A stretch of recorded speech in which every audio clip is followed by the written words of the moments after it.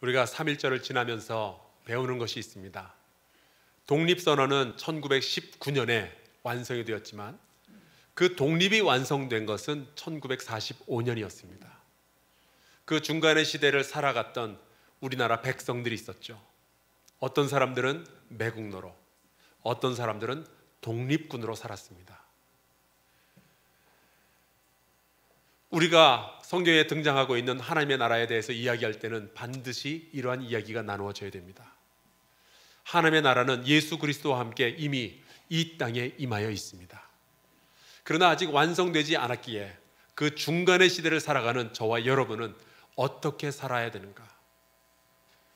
이 부분에 대해서 우리가 함께 말씀을 나누고 있습니다. 오늘은 이러한 질문으로 시작해 보려고 합니다. 여러분은 어떤 집에서 살고 싶으세요? 혹시 여러분 결혼하실 때 꿈꾸었던 그런 집, 지금도 그 집에서 살고 계시는지, 지금 집에서 조금 더 바꾸고 싶은 생각은 없으신지. 예전에 제가 머리를 깎기 위해서 미용실에 갔었는데 제가 좀 일찍 도착을 했어요. 그래서 잠깐 좀 기다리라 그러길래 앉아 있는데 주변에 잡지가 있었습니다. 그 중에 하나가 월간 인테리어라는 잡지가 있더라고요. 처음 봤어요. 근데 굉장히 많은 집들의 모양과 인테리어가 소개가 되는데 정말 예쁜 집들도 많고요, 사고 싶은 가구들도 많고요, 벽에 입을 참 예쁜 것들이 많더라고요. 그런데 누가 저희 집이 이제 리모델링을 한다 했을 때 누가 저보고 목사님 벽지를 어떤 색깔로 고를까요? 그렇게 하면요, 저는 살짝 좀 어둡더라도 차분한 색깔이 좋습니다. 근데 저에 비하면은 제 아내는요, 밝고 따뜻하고 심플한 디자인을 좋아합니다. 그래서 왜 사람마다 그 취향이 다 다르잖아요. 자, 그렇다면 제가 현재 살고 있는 집의 벽지색은 밝은 색일까요? 어둡지만 차분한 색일까요? 밝은 색입니다. 왜냐하면 아내가 행복해야 집안이 편안하기 때문에. 사람들은 다 자기가 살고 싶은 집이 있습니다. 그 집을 우리가 꿈꾸게 되죠. 이러한 생각을 담은 아주 유명한 노래가 있습니다. 여러분도 이 노래 아시는지 모르겠어요. 저 푸른 초원 위에 그림 같은 집을 짓고 사랑하는 우리님과 한 100년 살고 싶어. 그러나 우리의 인류의 역사를 보니까 사람들은 살고 싶은 집만 꿈을 꾸는 게 아니라 살고 싶은 세상에 대한 꿈도 꿉니다. 이거를 500년 전에 토마스 무어라는 사람이 그것을 유토피아라는 이름으로 불렀습니다. 물론 토마스 무어가 말할 때 이 유토피아는 앞에 유자가 붙어서요, 아니다라는 뜻을 갖습니다. 그래서 없는 세상이다라는 뜻으로 유토피아였죠. 근데 요즘 많은 사람들 사이에 이 없다라는 뜻의 유를 이유로 바꿉니다. 그리스어에서 이 유가 붙으면요, 좋다라는 뜻이에요. 그래서 유토피아, 좋은 세상이라는 의미로 부르기도 합니다. 인류의 역사는 이러한 유토피아를 꿈꾸던 수많은 사람들이 있었어요. 기원전 5세기에 플라톤이라는 철학자가 아틀란티스라는 지상 낙원에 대해서 이야기하던 바로 그 시대에 같이 살고 있었던 사람 가운데 고대 그리스의 코미디 작가가 있었는데 텔레클레디스라는 사람이 있습니다. 이 사람이 썼던 책 가운데 엠픽티오니스라는 책이 있는데 그 책의 한 구절에 보면은 그 사람이 왕년의 아테네는 이렇게 좋은 세상이었다라는 것을 설명하는 대목이 나와요. 제가 그 일부분을 읽어드릴 테니까 여러분이 화면을 보면서 같이 한번 보시기 바랍니다. 우선 평화가 씻는 물처럼 흔했다. 땅은 공포나 질병을 내지 않았다. 반면에 사람에게 필요한 것들은 저절로 생겨났다. 그러니까 음식이라든지 옷 뭐 이런 것들은 그냥 저절로 생겼다는 거예요. 노동하지 않고도. 얼마나 좋아요. 여울마다 와인이 흘렀고, 근데 여기서부터가 조금 좀 이해하기가 어려운 쪽으로 갑니다. 보리떡과 빵 덩어리들이 사람들의 입에 들어가려 서로 밀치며 좋아한다면 가장 흰 것을 먼저 삼켜달라 간청했다. 그리고 여기가 핵심입니다. 물고기들은 집으로 찾아와 스스로를 구웠고 식탁에 누웠다. 혹시 중국 분 계시면 죄송한데 저는 중국 분들이 뻥이 세다고 생각을 했는데 고대 그리스인들의 뻥도 장난이 아니에요. 이 빵들이 사람들 입으로 알아서 찾아 들어간대요. 그리고 물고기들이 집으로 찾아온대요. 띵동, 누구세요? 저 물고기인데요. 그러더니 들어와서 레인지에 불 켜고 후라이팬에다 기름 두르고 거기에 딱 올라가서 뜨뜻하다 그러면서 자기 몸을 직접 구운 다음에 식탁에 들어누워서 절 좀 드시죠. 그렇게 이야기를 한다는 거예요. 그러니 사람이 손 하나 까딱하지 않고 모든 것들이 다 잘 움직이며 일하지 않아도 먹고 살 수 있으니 얼마나 좋은 세상이냐. 이게 텔레 클레이디스라는 사람이 생각했던 지상 낙원입니다. 여러분은 어떻게 생각하세요? 이런 세상? 저는 이런 세상에서 못 살 것 같아요. 빵이 저한테 걸어오더니 저를 먹어달라고 그렇게 저한테 말을 걸어오는 그 빵을 제가 어떻게 먹어요? 징그럽잖아요. 또 스스로 자기 자신을 스스로에 불을 굽고 불에다가 굽고 식탁에 누운, 이건 엽기적인 물고기 아니에요? 그런 물고기를 어떻게 무서워서 먹을 수가 있겠어요? 저는 구운 생선보다 회를 또 더 좋아해요. 여러분, 사람들이 꿈꾸는 세상이라는 것, 사람들이 꿈꾸는 지상 낙원이라는 것, 사람마다 취향이 다르더라고요. 그런데 예수 그리스도를 믿는 우리가 꿈꾸는 세상은 사람의 취향에 맞춘 세상이 아니에요. 우리가 꿈꾸는 세상은 하나님께서 계획하신 세상, 하나님의 꿈이 있는 세상, 그런 세상입니다.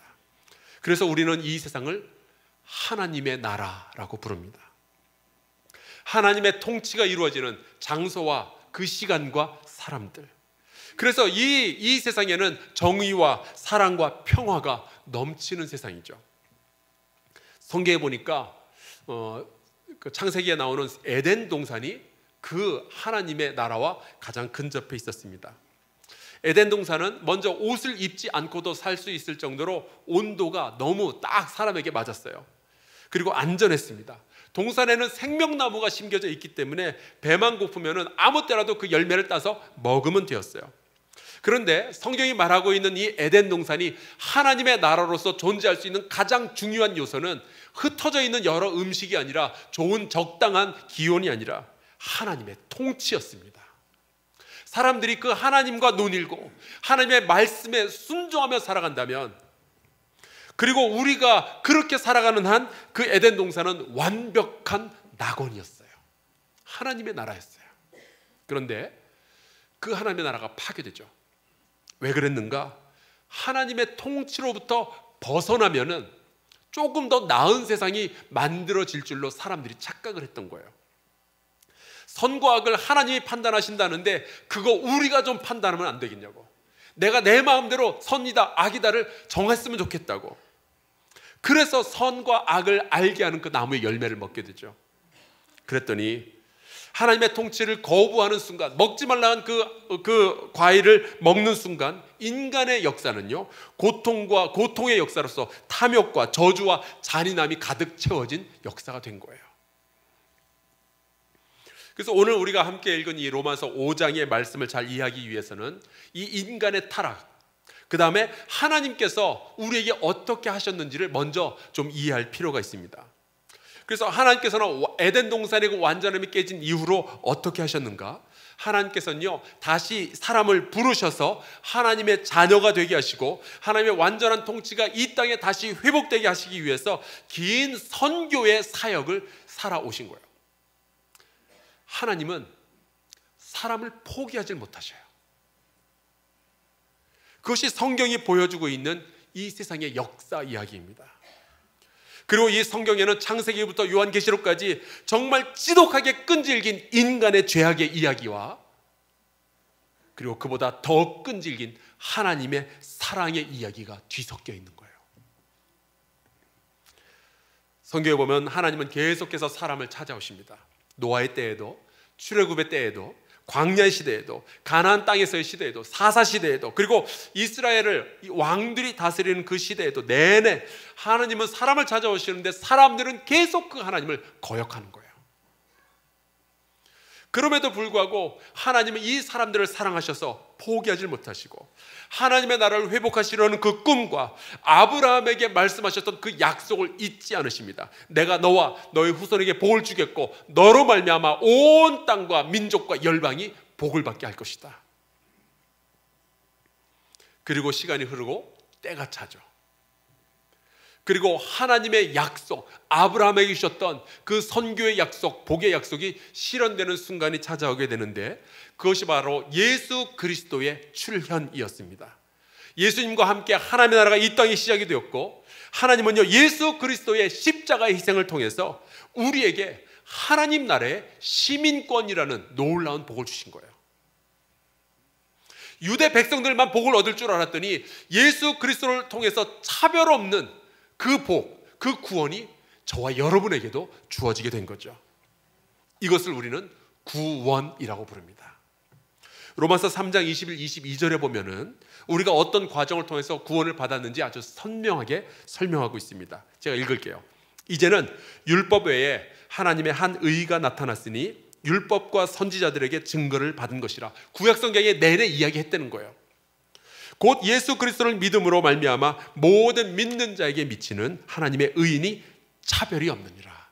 그래서 저와 여러분이 구원받았어요. 돼지고기를 먹는데 갈치를 구워 먹는데도 우린 구원받는 사람이 된 거예요. 율법을 어겼는데도 믿음으로 구원받는 겁니다. 이 구원은 우리도 모르는 사이에 하나님께서 다 이루어 놓으신 일이에요. 그래서 이것을 우리가 은혜라고 부르죠. 혹시 여러분 가운데 그 절 중에 조계사라는 절 다녀오신 분 계십니까? 제가 질문을 좀 잘못했죠. 조계사와 한사랑 교회의 공통점이 뭔지 아십니까? 예배를 마치면 밥을 줍니다. 근데 조계사와 한사랑 교회의 차이점이 뭔지 아세요? 한사랑 교회 밥이 훨씬 맛있습니다. 게다가 가끔 고기도 줘요. 제가 이걸 어떻게 하냐면은 옛날 조계사 학생회장 출신이 저희 교회 목사님이 되셨어요. 이상훈 목사라고. 그분이 저한테 해주신 얘기예요. 자기가 다녀본 모든 종교시설의 밥 중에 우리 교회 밥이 제일 맛있대요. 그런데 여러분, 그거보다 훨씬 더 큰 차이점이 있어요. 불교는 자기가 뭔가를 해서, 그러니까 돌을 닦든지 공양을 하든지 그래야 구원을 얻게 됩니다. 그런데 기독교는요, 무언가를 해서 신학의 구원을 얻어내는 종교가 아니에요. 기독교는 하나님께서 우리를 위해서 이미 이루어 놓으신 일에 대해서 믿고 감격하는 종교입니다. 그래서 여러분, 기독교와 지구상에 있는 다른 모든 종교를 구별하는 가장 큰 단어 하나가 있는데 그것이 바로 은혜라는 단어예요. 사도 바울은 바로 이 점에 대해서 로마서 1장부터 4장까지 빼곡하게 그 하나님의 구원과 그 은혜에 대해서 설명을 하고 있죠. 그 다음 오늘 우리가 함께 읽은 이 5장 1절 말씀을 이야기하고 있는 거예요. 이 5장 1절의 첫 단어가 뭐냐? 그러므로입니다. 우리가 은혜에 의해서 믿음을 통해서 하나님 나라의 시민권을 받고 구원받은 백성이 되었다면 이제부터 그러므로 우리는 어떻게 살아야 되는가? 그 말을 바울이 하고 싶은 거예요. 제가 미국에서 17년을 살았는데 영주권은 받았어요. 근데 시민권은 받지 못하고 한국으로 돌아왔습니다. 근데 들어보니까 시민권을 받는 조건들이 굉장히 여러 가지가 있는데 한결같이 까다로워요. 예를 들면 영주권을 받고 5년 동안 그 미국 땅에서 살면서 세금도 잘 내야 되죠. 그 다음에 범법 사실도 없어야 되죠. 그게 안 될 것 같으면 미국 사람하고 결혼하면 된대요. 근데 그런 과정을 거쳐서 드디어 이제 시민권을 받게 되면은 이제 법원에 다들 모여가지고 선서를 하게 됩니다. 그런데 그 미국 시민이 되는 선서의 첫 구절이 이렇게 돼요. 나의 이전 나라, 그러니까 지금 미국 말고 이전에 내가 속해 있던 나라 있잖아요. 나의 이전 나라와 그 나라의 왕이나 대통령에 대한 충성을 부인해버리는 거예요. 그리고 포기하는 거예요. 그걸 먼저 해야 미국 시민으로 받아준다는 겁니다. 그리고 미국의 법을 지켜야 될 것이고 나중에 미국 정부가 혹시 원하거든 군대에 가서 전쟁터로 나갈 맹세를 해야 돼요. 그리고 이러한 그 선서를 하면서 제일 마지막으로 하는 말이 있습니다. So help me God. 하나님 나를 도우소서. 이런 선서를 해야 미국 시민이 되는 거예요. 여러분, 우리가 각고의 노력 끝에 미국 시민권만 따도 앞으로 어떻게 살아야 될지 선서까지 하고 하나님의 이름을 불러대는데, 하나님의 은혜로 하나님 나라의 백성이 된 우리도 앞으로 어떻게 살아야 될지, 예수 그리스도가 재림하실 때까지 어떻게 살아야 될지 분명히 깨달아 알고 우리가 결단을 내려야 되지 않겠어요? 그것이 바로 오늘 우리가 함께 읽은 로마서 5장 1절부터 11절까지의 말씀이에요. 그 첫 번째가 이렇게 되어 있습니다. 하나님과 화평을 누리자. 왜냐?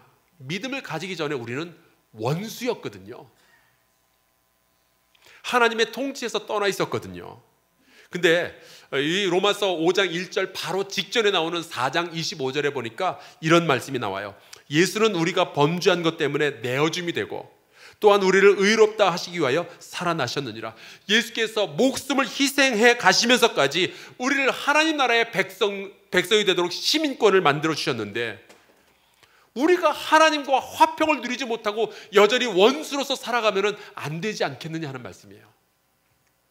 몇 년 전에 사순절 기간이었는데 제 아내가 갑자기 결석이 생겨가지고 응급차에 실려가지고 병원에 가서 거기서 입원한 일이 있었습니다.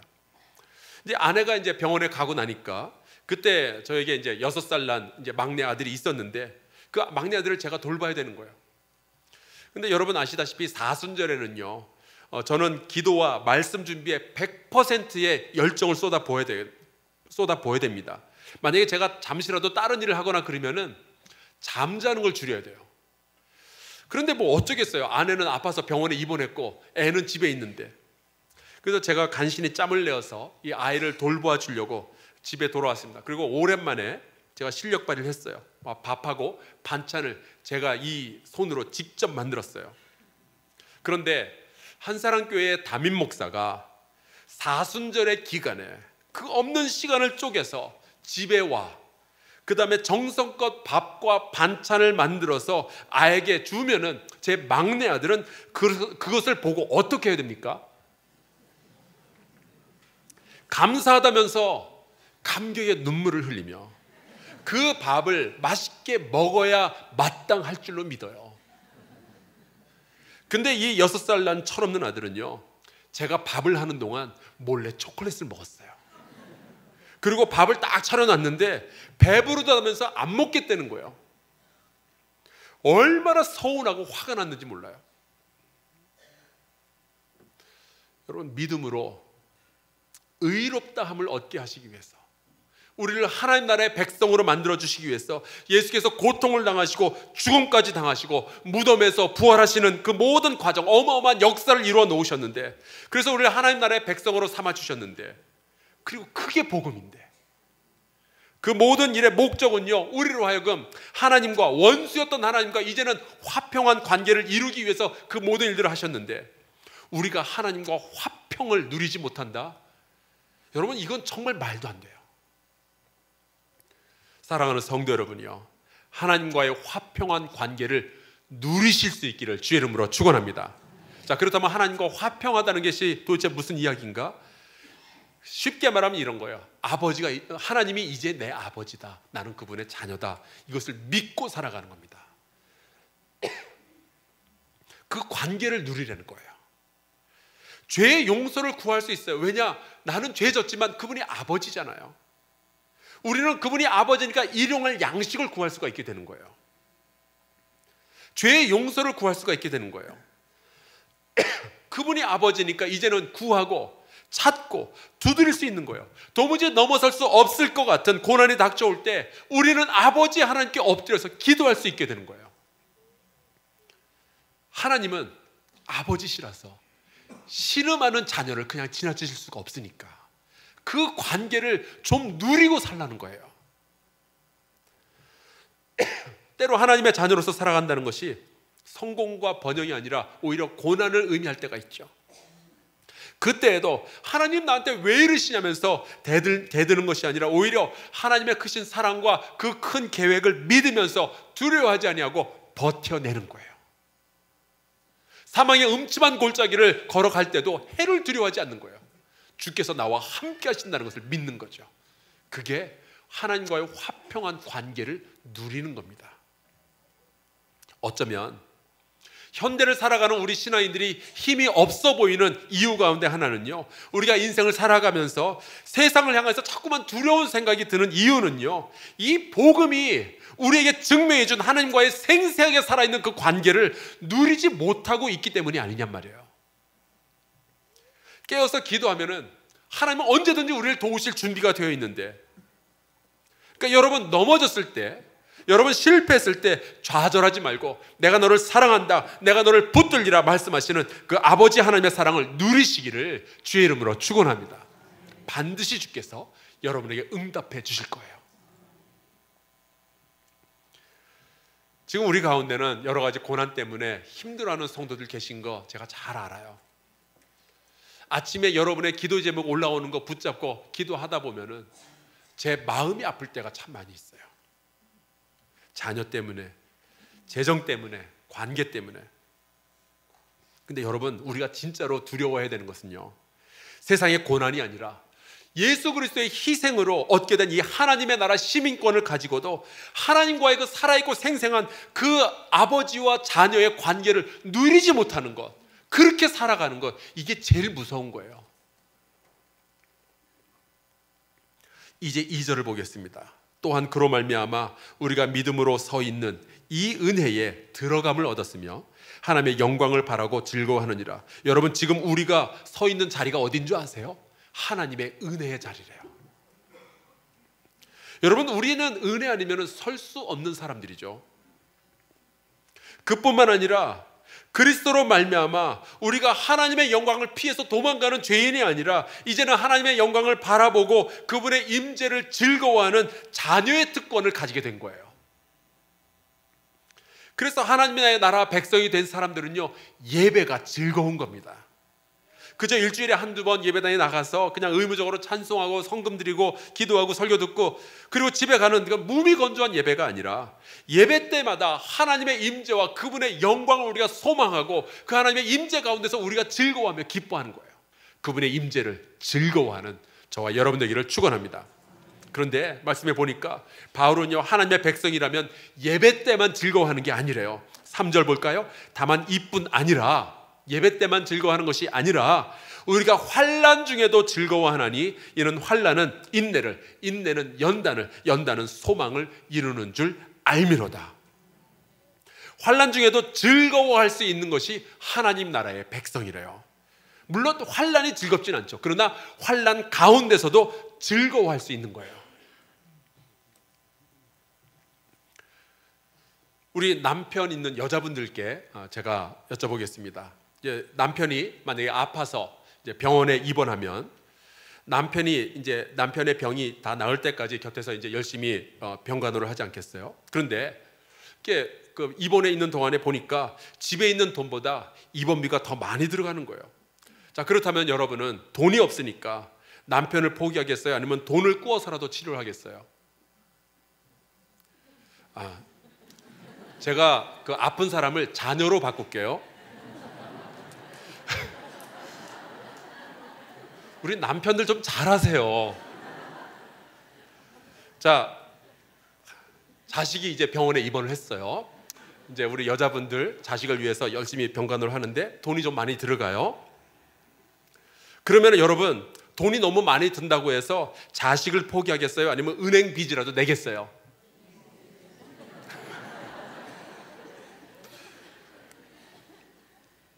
빚을 내서라도 아이를 고치려고 하겠죠. 안 그러면 엄마도 아니에요. 근데 그렇게 쌓인 빚이 이제 1,000만 원이 넘었어요. 근데 감사하게도 이제 아이의 병이 다 낫고 건강하게 되어서 퇴원을 할 때, 물론 1,000만 원 빚 갚는 거 힘들겠죠.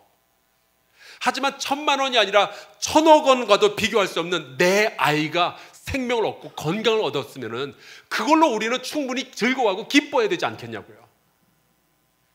왜 환난에만 꽂혀가지고 우리가 즐거움을 놓치고 살아요? 그러면 안 되죠.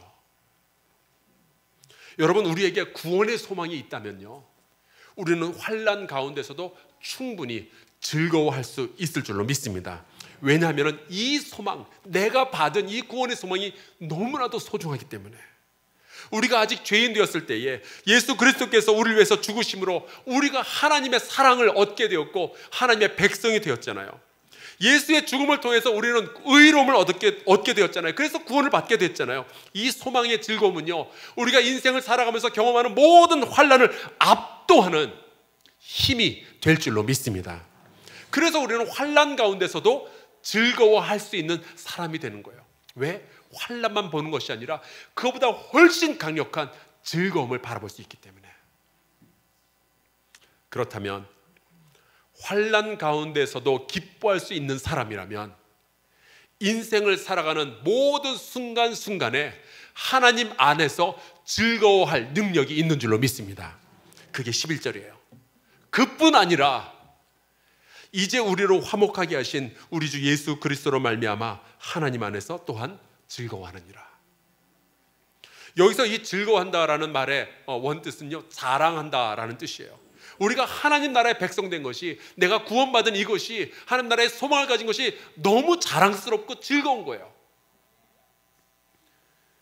손주가 예쁘면 그렇게 사진 꺼내가지고 보여주기 싫다는데도 자꾸 들이밀고 보여주면서, 자녀가 좋은 대학 가면은 자녀가 좋은 대학 갔다고 직접적으로 얘기하기 뭐하니까 일단 교육부 장관 얘기부터 꺼내고, 그 다음에 서울시 교육감 얘기 돌리고 돌려서 끝끝내 자기 자식이 좋은 대학 갔다는 거 꼭 얘기를 하면서, 그렇다면 우리가 받은 그 구원의 소중한 이야기, 하나님 나라의 시민권 이야기, 그 이야기를 우리가 이웃에게 전하고 자랑하면서 살아가야 되지 않겠냐고요. 우리가 살아가고 있는 이 하루하루를 하나님 안에서 즐거워하면서 살아가야 되지 않겠어요? 이 엄청난 기쁨을 우리가 가지고 있는데 왜 세상의 환난에 꽂혀가지고 그것만 가지고 우리가 어려워하면서 살아가겠냐고요. 하나님을 만나고 구원받은 후에 여전히 환난 가운데 있었으나 소망의 삶, 즐거운 인생을 살았던 사람의 이야기를 여러분에게 들려드리고 설교를 마치려고 합니다. 그분의 이름은 월남 이상재 선생이에요. 이 이상재 선생은 1881년 신사유람단의 일원이 되어서 일본에 가서 앞선 문물을 보고 돌아오죠. 나중에는 미국도 가서 그 나라에 돌아가는 것들을 배우게 됩니다. 생각이 달라진 거예요. 조선이 이러면 안 되겠다. 그래서 조선을 살리기 위해서 만민공동회를 만들고 거기에 리더로서 참여합니다. 얼마 후에는 윤치호, 서재필과 함께 독립협회를 만들어서요, 그 독립협회를 이끄는 리더가 되죠. 하지만 1902년 개혁당 사건에 연루가 돼요. 나라가 바뀌는 것을 싫어했던 수구파가 이들을 고소를 하게 됩니다. 그래서 결국에 둘째 아들 이승인이라는 사람과 함께 체포가 되어서 당시의 한성감옥, 지금의 서대문 형무소에 수감됩니다. 나중에 함께 감옥에 있던 이 아들은 고문을 당하고 결국 죽게 되죠. 아들과 같이 감옥에 들어가는 것도 참 생각하기 어려운 일이지만 아들이 고문을 받다가 먼저 죽는 것을 바라봐야 되는 이 아버지의 마음은 어떤 걸까? 그런 환난 가운데서 감옥 속에 있는데 거기 그 감옥 안에서 이승만을 만나게 됩니다. 나중에 대한민국의 대통령이 되죠. 이 이승만은 이상재 선생에 비해서 한참 나이가 어렸는데도 불구하고 이상재 선생에게 복음을 전하고 성경 읽어보라고 성경을 자꾸 쥐어줍니다. 그래서 이상재 선생이 그 감옥 안에서 요한복음만 30번을 넘게 읽었다고 그래요. 성경을 읽고 그 안에서 깨우침을 얻고, 그리고 이제 믿음을 받아들이기 시작하죠. 어느 날 환상 속에서 하나님의 음성을 듣게 됩니다. 내가 몇 번이나 너에게 기회를 줬는데 왜 복음을 받아들이지 않았느냐고 야단을 치신 후에, 이제 이 감옥에서 내가 기회를 마지막으로 한 번 더 줄 터이니 너는 회개하고 잘 믿어라, 그런 말씀을 하시더래요. 그 경험을 했을 때에 이상재 선생의 나이가 54세였습니다. 올해 제 나이가 딱 54세예요.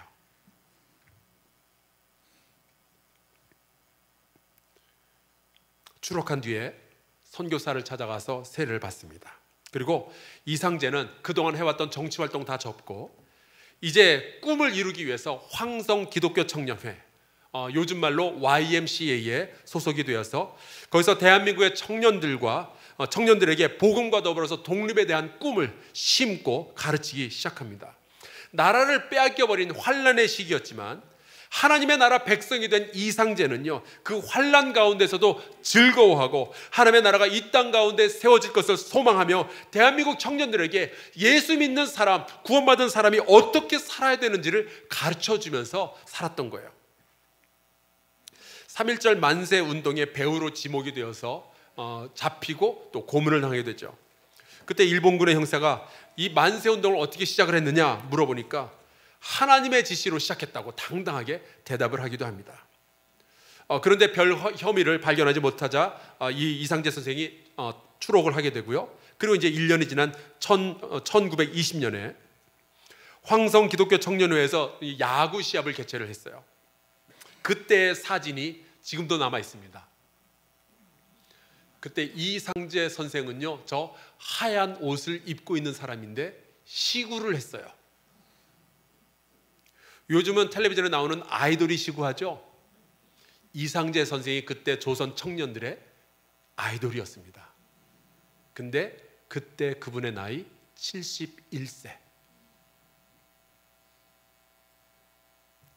그런데요,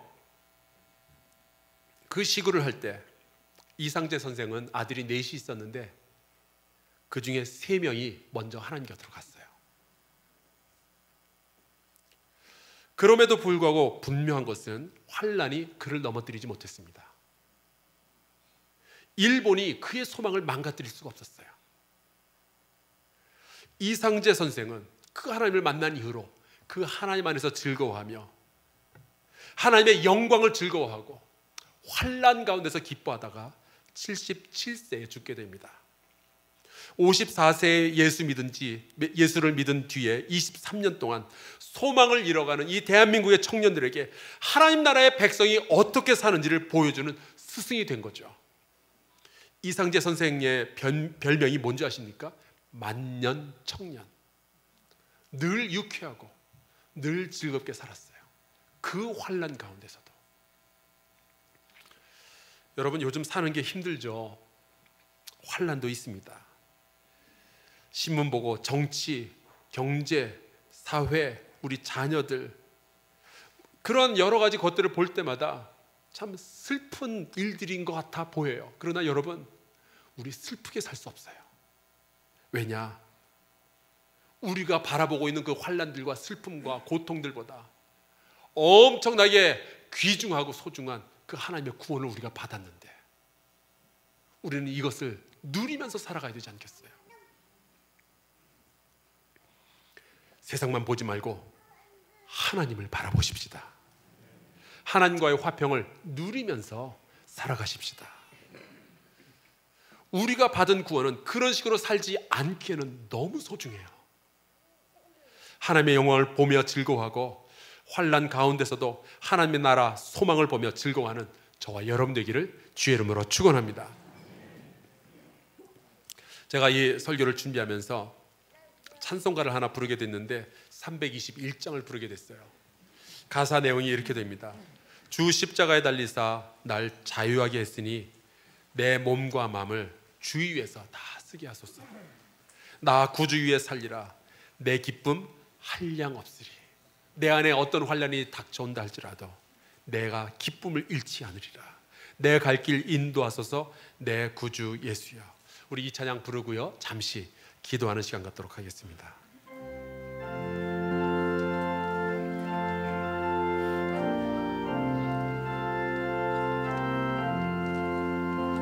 날